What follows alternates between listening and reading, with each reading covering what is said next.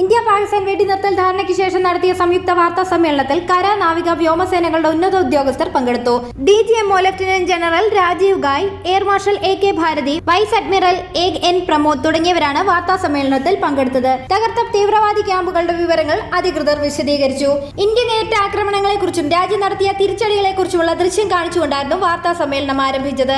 പാകിസ്ഥാനിലെ 9 ഭീകര കേന്ദ്രങ്ങളിൽ നടത്തിയ ആക്രമണത്തിൽ 100ഓളം ഭീകരവാദികളെ വധിച്ചു. ഓപ്പറേഷൻ സിന്ദൂർ ലക്ഷ്യം വെച്ചത് തീവ്രവാദികളെ മാത്രമെന്നും സേന പറഞ്ഞു. സേനകളെ നിരപരാധികളായ വിനോദസഞ്ചാരികളെയും ആക്രമിച്ചപ്പോഴാണ് തിരിച്ചടി നൽകേണ്ടതുണ്ട് എന്ന തീരുമാനത്തിലേക്ക് സൈന്യം എത്തിയത്. സൈന്യത്തിന്റേത് തീവ്രവാദികളെ മാത്രം ലക്ഷ്യമിട്ടുകൊണ്ടുള്ള ആക്രമണമായിരുന്നു. ഭീകര കേന്ദ്രങ്ങളിലേക്ക് അതിർത്തി കടന്ന് ആക്രമിക്കാൻ തീരുമാനിച്ചു. അതിനായി അതിർത്തിക്കപ്പുറത്തെ ഭീകര കേന്ദ്രങ്ങളുടെ പട്ടിക തയ്യാറാക്കി പരിശോധിച്ചു. അതിൽ ചില ഭീകര കേന്ദ്രങ്ങൾ തിരിച്ചടി ഉണ്ടാകുമെന്ന് ഉറപ്പായതോടെ ആളൊഴിഞ്ഞു പോയതായി കണ്ടെത്തി. 9 ഭീകര കേന്ദ്രങ്ങളാണ് ഇന്ത്യ ഉന്നമിട്ട് ആക്രമിച്ചത്. പാക് അധീന കാശ്മീരിലെയും പഞ്ചാബിലെയും ഭീകര കേന്ദ്രങ്ങളായിരുന്നു ആക്രമിച്ചത്. ഭാഗൽപൂരിലെയും മുദിത്കയിലെയും കൊടും ഭീകരരുടെ താവളങ്ങളടക്കം തകർക്കാനായി. അജ്മൽ കസബിനെയും ഡേവിഡ് ഹെഡ്ലിയെയും പരിശീലിപ്പിച്ച മുരിദ്കയിലെ ലഷ്കർ ക്യാമ്പ് ആക്രമണം നടത്താൻ ഉന്നമിട്ടതിൽ പ്രധാനപ്പെട്ടതായിരുന്നുവെന്നും പ്രതിരോധ സേന വ്യക്തമാക്കി. പുൽവാമ ഭീകരാക്രമണത്തിലും കാണ്ഡഹാർ വിമാനറാഞ്ചലിലും ഭാഗമായ കൊടും തീവ്രവാദികളെ ഇല്ലാതാക്കാനായി. ആക്രമണ ശേഷമുള്ള സ്ഥലങ്ങളുടെ ദൃശ്യങ്ങളടക്കം പുറത്തുവിട്ടു. ക്യാമ്പുകളുടെ ദൃശ്യങ്ങൾ സഹിതമാണ് വിവരിച്ചത്. രാവിലെ 7 മണിക്കായിരുന്നു ആക്രമണം. ബാവൽപൂർ ട്രെയിനിംഗ് ക്യാമ്പ് 2 നില കെട്ടിടം പൂർണ്ണമായും തകർന്നു.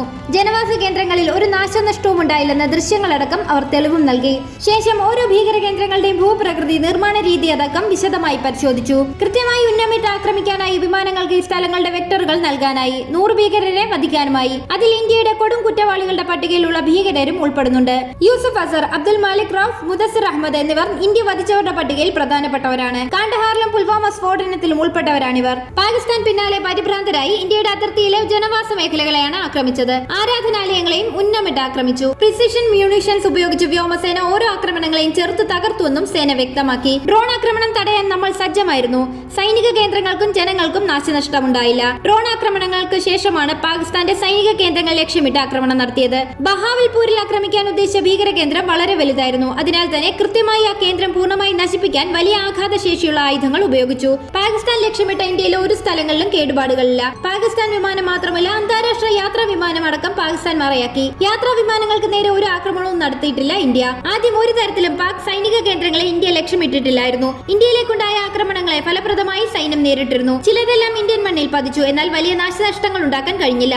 ജനവാസ മേഖലകളെ പാകിസ്ഥാൻ ഉന്നമിട്ടപ്പോഴാണ് ലാഹോറിലെ അവരുടെ റഡാർ സംവിധാനത്തെ ആക്രമിച്ചതെന്നും സേന വ്യക്തമാക്കിയിരുന്നു. ഓപ്പറേഷൻ സിന്ദൂർ കഴിഞ്ഞ ഉടൻ തന്നെ തിരിച്ചടി നൽകരുതെന്ന് പാകിസ്ഥാൻ DGMOയ്ക്ക് മുന്നറിയിപ്പ് നൽകിയിരുന്നു. എന്നാൽ പ്രത്യാക്രമണം ഉണ്ടാകുമെന്ന് തന്നെയായിരുന്നു പാകിസ്ഥാൻ നിലപാട്. അതിനാൽ തന്നെ സൈന്യം സജ്ജമായിരുന്നു. പാകിസ്ഥാന്റെ നിരീക്ഷണ റഡാറുകളും സൈനിക കേന്ദ്രങ്ങളും തകർത്തു. മെയ് 9-നും 10-നും ഡ്രോണുകൾ വഴി ആക്രമണം നടത്താൻ ശ്രമിച്ചു. തന്ത്രപ്രധാനമായ സ്ഥലങ്ങളായിരുന്നു ലക്ഷ്യം. എല്ലാ ശ്രമങ്ങളും പരാജയപ്പെട്ടു. മെയ് 8-ന് ഇന്ത്യയിലെ പ്രധാന വ്യോമതാവളങ്ങൾ ലക്ഷ്യമിട്ട് ഡ്രോൺ ആക്രമണം ഉണ്ടായപ്പോൾ വ്യോമ പ്രതിരോധ സംവിധാനം വഴി എല്ലാം തകർത്തിരുന്നു. 8-നും 9-നും അർദ്ധരാത്രികളിൽ പാകിസ്ഥാൻ ഡ്രോണുകളും മറ്റു ചില വിമാനങ്ങളും വ്യോമാതിർത്തി ലംഘിച്ചെത്തി.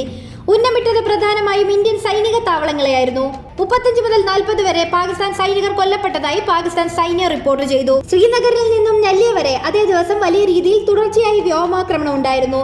പാകിസ്ഥാന്റെ 30 മുതൽ 40 വരെ സൈനികർ വരെ മെയ് 7 മുതൽ 10 വരെ കൊല്ലപ്പെട്ടിട്ടുണ്ട്. ഇക്കാര്യം പാകിസ്ഥാൻ റിപ്പോർട്ട് ചെയ്തു. പാകിസ്ഥാൻ ഡ്രോൺ അടക്കം ഉപയോഗിച്ച് നിരവധി വ്യോമതാവളങ്ങൾ ലക്ഷ്യമിട്ട് ആക്രമിച്ചു. ജയ്സാൽമീർ, ഫലോദി, ഉത്തർലായ്, നെല്ലിയ എന്നിവ ലക്ഷ്യമിട്ടു. എല്ലാ ഡ്രോണുകളും AD സിസ്റ്റം തകർത്തു. നിയന്ത്രണ രേഖയിലെയും അന്താരാഷ്ട്ര അതിർത്തിയിലെയും വെടിവയ്പുണ്ടായി. അതിന് ഉചിതമായ മറുപടി കൊടുക്കേണ്ട സമയമാണെന്നും കരുതി. പടിഞ്ഞാറൻ മേഖലയിലെ പ്രധാന വ്യോമ കേന്ദ്രങ്ങളെല്ലാം തന്നെ പാകിസ്ഥാൻ ആക്രമിച്ചിരുന്നു. തിരികെ സൈനിക താവളങ്ങൾ ഉന്നമിട്ട് തന്നെ ഇന്ത്യ ആക്രമിച്ചു. അന്താരാഷ്ട്ര വിമാനങ്ങൾ ഉൾപ്പെടെ യാത്രാ വിമാനങ്ങൾ അവർ പറക്കാൻ അനുവദിച്ചു. ഇന്ത്യ തിരിച്ചടിക്കാതിരിക്കാനായിരുന്നു യാത്രാ വിമാനങ്ങളെ മറയാക്കി പാകിസ്ഥാന്റെ ഈ നീക്കം. ചുനിയൻ വ്യോമ പ്രതിരോധ കേന്ദ്രം സർഗോദ എയർഫീൽഡ് പരിശീലന അടക്കം നടക്കുന്ന പ്രധാന വ്യോമ കേന്ദ്രമാണ്. പാകിസ്ഥാൻ ലക്ഷ്യമിട്ട 11 ഇന്ത്യൻ വ്യോമതാവളങ്ങൾ ജമ്മു, ഉദ്ധംപൂർ, പത്താൻകോട്ട്, അമൃത്സർ, ഭട്ടിൻഡ, ഡൽഹൌസി, തോയ്സ്, ജയ്സാൽമീർ, ഉത്തർലായ്, ഫലോദി, നല്യ എന്നിവയാണ്.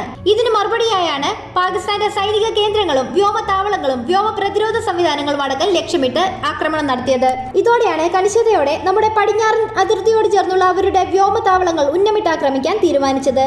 തുടങ്ങിയത് പാകിസ്ഥാൻ സൈന്യത്തെ ലക്ഷ്യം വെച്ചായിരുന്നില്ല, ഭീകരരെ മാത്രമായിരുന്നു ലക്ഷ്യം. പക്ഷേ തുടരെ രാത്രികളിൽ ആക്രമണം ഉണ്ടായിരുന്നു. തിരിച്ചടിക്കുകയല്ലാതെ വേറെ വഴിയില്ലായിരുന്നു. എയർബേസുകൾ, കമാൻഡ് സെന്ററുകൾ, സൈനിക താവളങ്ങൾ, വ്യോമ പ്രതിരോധ സംവിധാനങ്ങൾ എന്നിവ ഉന്നമിട്ട് തന്നെ ആക്രമിച്ചിരുന്നു.